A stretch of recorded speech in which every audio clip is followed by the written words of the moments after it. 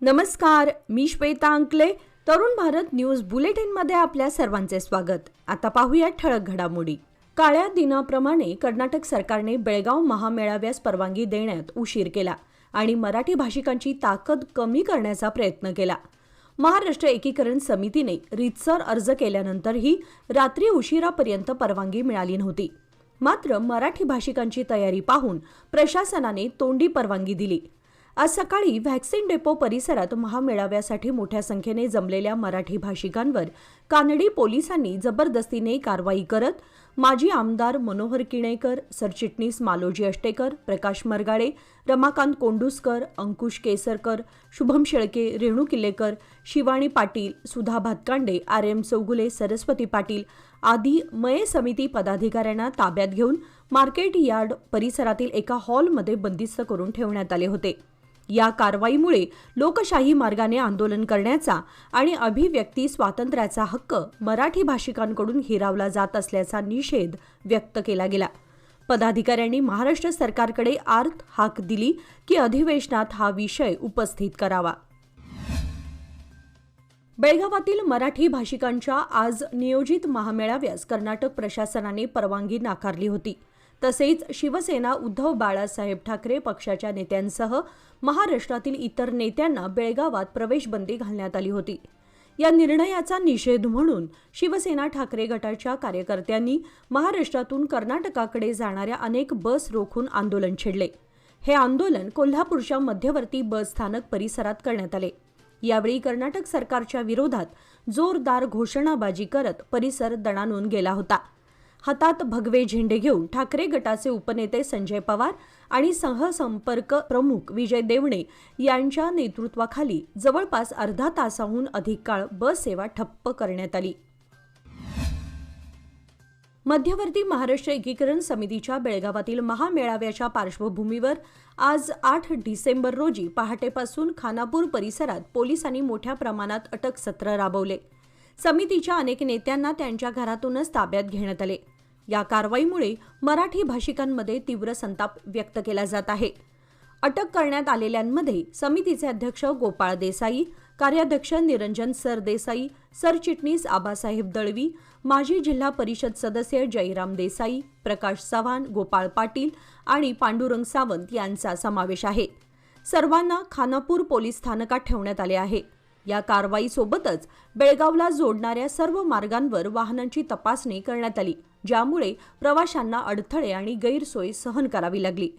या निर्णयामुळे दंडुकेशाहीवर संताप व्यक्त होत असून कर्नाटक सरकारच्या या कारवाईवर नागरिक व स्थानिक नेत्यांकडून तीव्र प्रतिक्रिया उमटल्या आहेत. लोकशाही मार्गाने आंदोलन करणाऱ्या समितीवर अशा प्रकारे कारवाई करण्यात आल्याने संतप्त प्रतिक्रिया वाढल्या आहेत. हिवाळी अधिवेशनाच्या पहिल्या दिवशी महाराष्ट्र एकीकरण समिती आयोजित महामेळाव्यास बेळगाव पोलीस आयुक्त भूषण बोरसे यांनी स्पष्टपणे नकार दिला. पत्रकारांशी बोलताना आयुक्त बोरसे म्हणाले की कायदा मोडणाऱ्यांवर कडक कारवाई केली जाईल. नियमबाह्य कोणतीही हालचाल सहन केली जाणार नाही. या निर्णयामुळे मराठी भाषिकांमध्ये तीव्र संताप निर्माण झाला आहे. आयुक्तांनी स्पष्ट केले की हिवाळी अधिवेशनाच्या पार्श्वभूमीवर कोणताही कायदा व सुव्यवस्थेचा प्रश्न निर्माण होऊ नये म्हणून हा कठोर निर्णय घेण्यात आला आहे. सोमवार दिनांक 8 डिसेंबर रोजी कर्नाटक सरकारच्या हिवाळी अधिवेशनाच्या पहिल्या दिवशी बेळगाव विमानतळ परिसरात मोठी धावपळ पाहायला मिळाली. अधिवेशनाच्या पार्श्वभूमीवर संपूर्ण प्रशासन बेळगावात शिफ्ट झालं असून सुरक्षा आणि प्रशासकीय उपाययोजना अधिक वेगाने राबवण्यात येत आहेत. आज सकाळी कर्नाटकचे गृहमंत्री डॉक्टर जी परमेश्वर बेळगावमध्ये दाखल झाले. त्यांच्यासोबत शिक्षण मंत्री मधु बंगारप्पा आणि आरोग्यमंत्री दिनेश गुंडूरावही उपस्थित होते. विमानतळावर पोहोचल्यानंतर गृहमंत्र्यांनी पत्रकारांशी संवाद साधणं टाळून थेट अधिवेशन स्थळाकडे रवाना झाले. बेळगाव सामरा विमानतळापासून अधिवेशन स्थळापर्यंत मंत्र्यांची आणि प्रशासनिक अधिकाऱ्यांची सतत धावपळ सुरू होती. अधिवेशनाच्या पार्श्वभूमीवर सुरक्षा, बंदोबस्त आणि प्रशासनिक तयारी अधिक कडक करण्यात आली आहे. कर्नाटक विधानसभेचे हिवाळी अधिवेशन आज सोमवार दिनांक 8 डिसेंबरपासून बेळगावातील सुवर्ण विधानसौध येथे सुरू झाले आहे. अधिवेशनाच्या आजच्या पहिल्या दिवशी विधानसभा आणि विधान परिषदेमध्ये प्रख्यात बॉलिवूड अभिनेते धर्मेंद्र यांच्यासह इतर दिवंगत मान्यवरांना श्रद्धांजली अर्पण करण्यात आली. धर्मेंद्र यांच्या निधनामुळे देशाने एक लोकप्रिय आणि सर्वमान्य अभिनेता गमावल्याची भावना यावेळी व्यक्त करण्यात आली. पद्मभूषण पुरस्काराने सन्मानित धर्मेंद्र हे हिंदी चित्रपटसृष्टीतील ज्येष्ठ अभिनेते, निर्माते आणि माजी खासदार होते. गंधदगुडी, ताई तक्का मगा आणि हुली हेब्बुली यासारख्या कन्नड चित्रपटांचे त्यांनी हिंदीमध्ये रिमेक करून ते यशस्वी केले होते.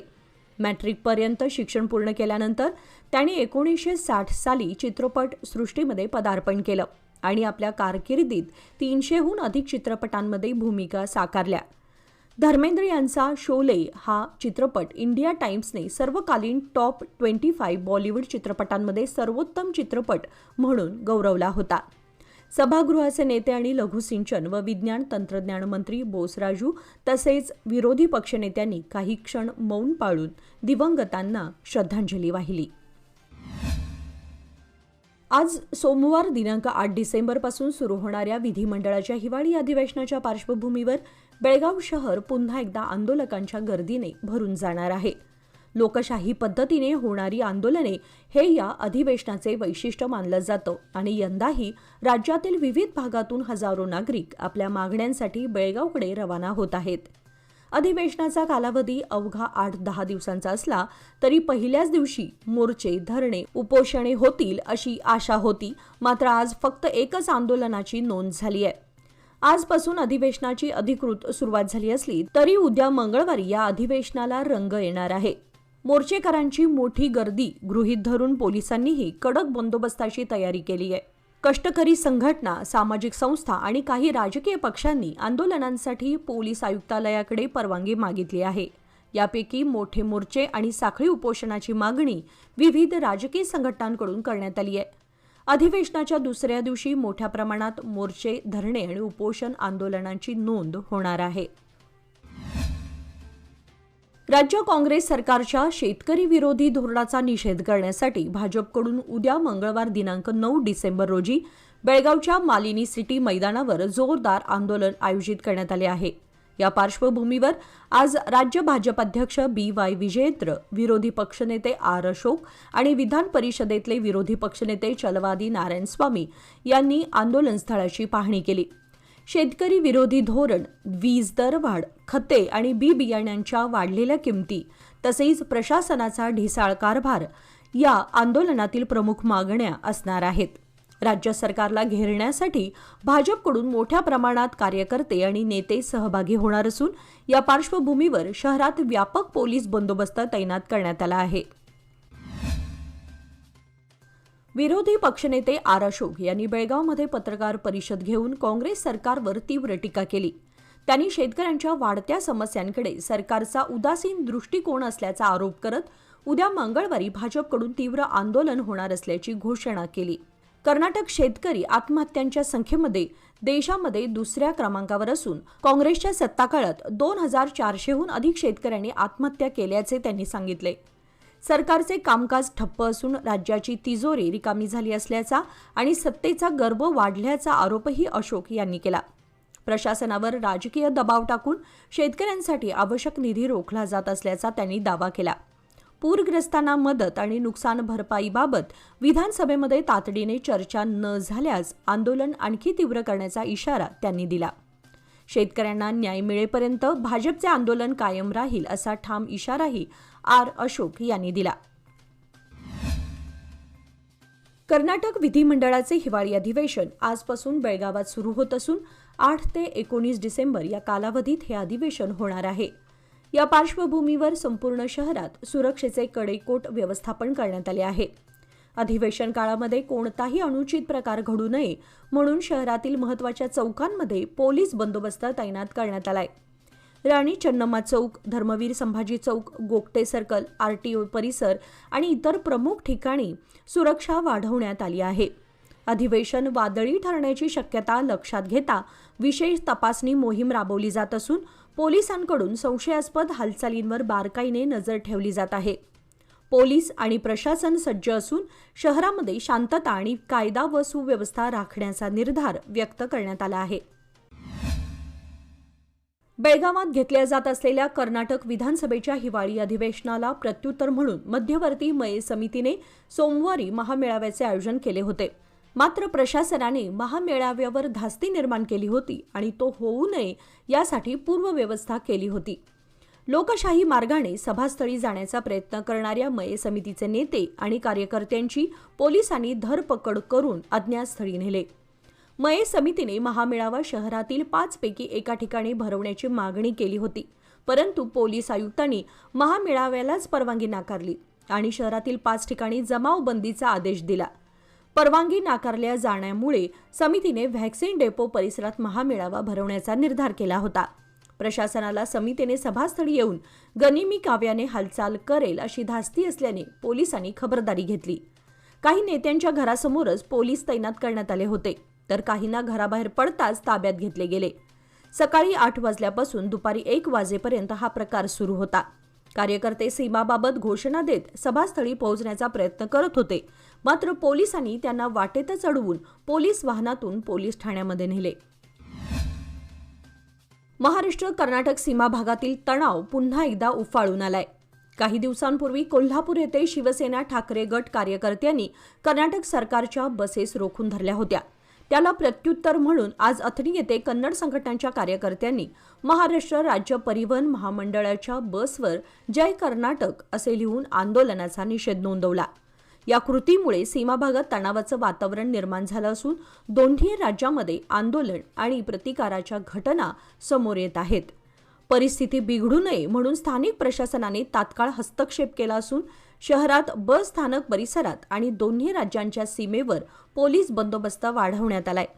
स्थिती नियंत्रणात ठेवण्यासाठी वरिष्ठ अधिकारी परिस्थितीवर लक्ष ठेवून आहेत. कर्नाटक विधानसभेच्या हिवाळी अधिवेशनाला आज सोमवारी बेळगावात सुरुवात होत असताना सीमा भागात पुन्हा एकदा तणावाचं वातावरण निर्माण झालंय. मराठी भाषिकांच्या दीर्घकालीन प्रलंबित सीमा प्रश्नांची दखल घेण्याची मागणी अधिवेशनाच्या पहिल्या दिवशीच जोरदारपणे व्यक्त केली जाते, परंतु या मागण्यांना थोपवण्यासाठी कर्नाटक सरकारकडून मुस्कटदाबी सुरू आहे. बेळगाव तालुक्यातील महाराष्ट्र एकीकरण समितीच्या अनेक नेत्यांना पोलीस बंदोबस्तात ताब्यात घेण्यात आले. सीमा भागातील मराठी जनतेची मागणी केंद्र सरकार आणि कर्नाटक सरकारपुढे मांडण्यासाठी दरवर्षी बेळगावात हिवाळी अधिवेशनाच्या पहिल्या दिवशी मराठी भाषिकांचा महामेळावा आयोजित केला जातो. हा महामेळावा सीमाप्रश्नी न्यायासाठीचा संघर्ष जिवंत ठेवणारा महत्त्वपूर्ण मानला जातो. यंदाही मोठ्या प्रमाणावर मराठी बांधव यात सहभागी होणार होते, मात्र संभाव्य विरोध आणि मोठ्या प्रमाणातील उपस्थितीची धास्ती घेत कर्नाटक सरकारने या महामेळाव्याला परवानगी नाकारली.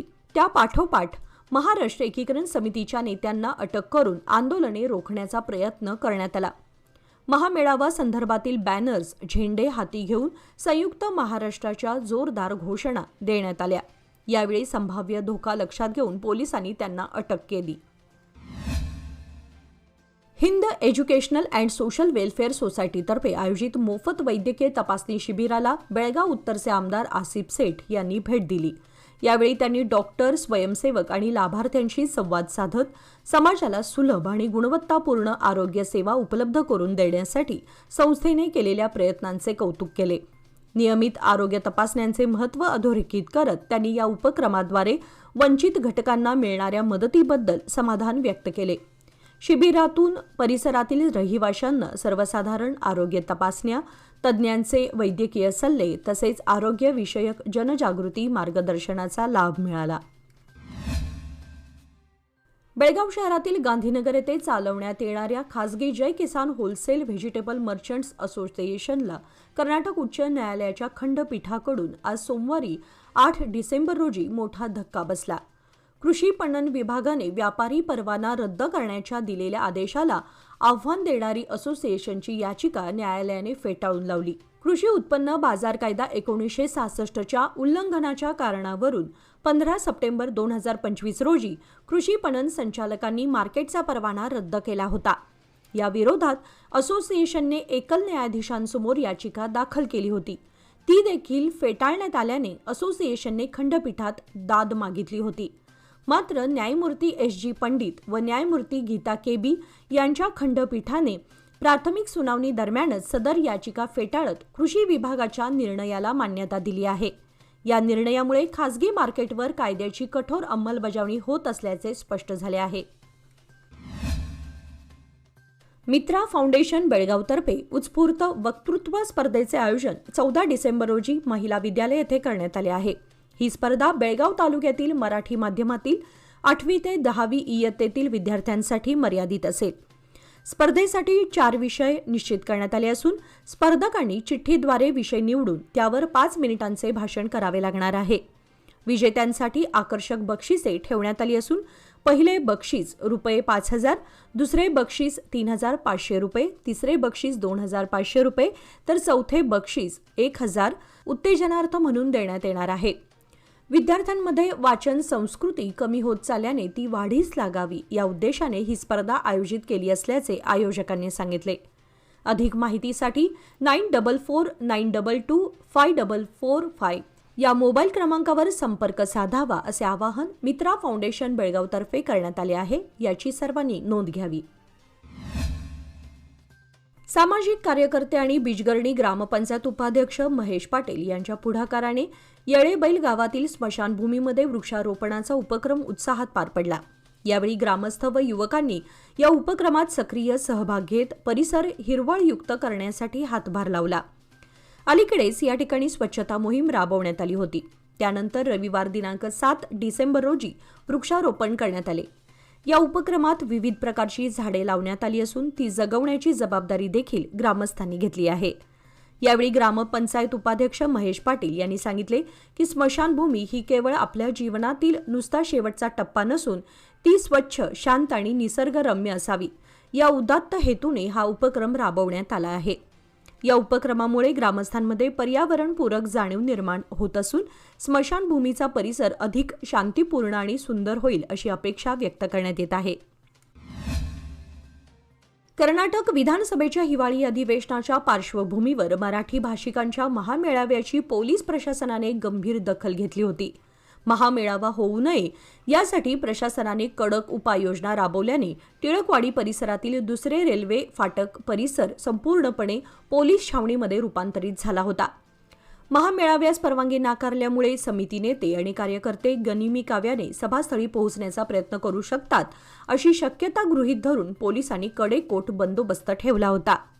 सकाळी 6 वाजल्यापासूनच व्हॅक्सिन डेपो परिसरात मोठा पोलीस फौजफाटा तैनात पाहायला मिळाला. पोलीस उपायुक्त नारायण भरबणी स्वतः घटनास्थळी उपस्थित होते आणि परिस्थितीवर नियंत्रण ठेवत होते. या बंदोबस्तामुळे परिसरात तणावपूर्ण वातावरण निर्माण झालं होतं. नागरिकांमध्येही दहशतीचं वातावरण होतं तर वाहतुकीला अडथळा निर्माण झाला होता. पोलीस प्रशासनाने महामेळावा रोखण्यासाठी दडपशाहीचा मार्ग अवलंबल्याचा आरोप महाराष्ट्र एकीकरण समितीच्या कार्यकर्त्यांनी केलाय. मराठी जनतेच्या हक्कासाठी शांततेत होणाऱ्या आंदोलनांना कर्नाटक सरकारकडून विरोध होत असल्याचा आरोपही यावेळी करण्यात आला. अधिवेशनाच्या पहिल्या दिवशी बेळगावमध्ये लोकांना मंदगतीने इंटरनेट आणि फोन कॉलसाठी सिग्नलचा अभाव यामुळे समस्या निर्माण झाल्या. त्यातच विधान परिषदेचे सभापती बसवराज होरट्टी यांनी आज सोमवारी सकाळी अधिवेशन सुरू होण्यापूर्वी पत्रकार परिषद आयोजित केली होती. या पत्रकार परिषदेत सभागृहातील माईक बराच वेळ बंद झालेला होता. त्यामुळे पत्रकार परिषदेला काहीसा विलंब झाला. सकाळपासून शहरात इंटरनेट समस्या आणि मोबाईल कॉल सिग्नल व्यवस्थित काम करत नाहीत असा अनुभव येत आहे. सोमवार सकाळपासून सर्व प्रकारच्या मोबाईल सेवा बंद असल्याने जिल्हा प्रशासनाने शहरात जॅमर बसवले आहेत का असा प्रश्नही उपस्थित झाला. परंतु कोणत्याही अधिकाऱ्याने हे स्पष्ट केलेले नाही. याचबरोबर आजचे बातमीपत्र इथे संपले. अधिक माहिती आणि ताज्या घडामोडींसाठी पाहत रहा तरुण भारत न्यूज चॅनल. तसेच आमच्या चॅनलला लाईक, शेअर आणि सबस्क्राईब करायला विसरू नका. आणि विश्वासार्ह बातम्यांसाठी दररोज वाचा दैनिक तरुण भारत. धन्यवाद.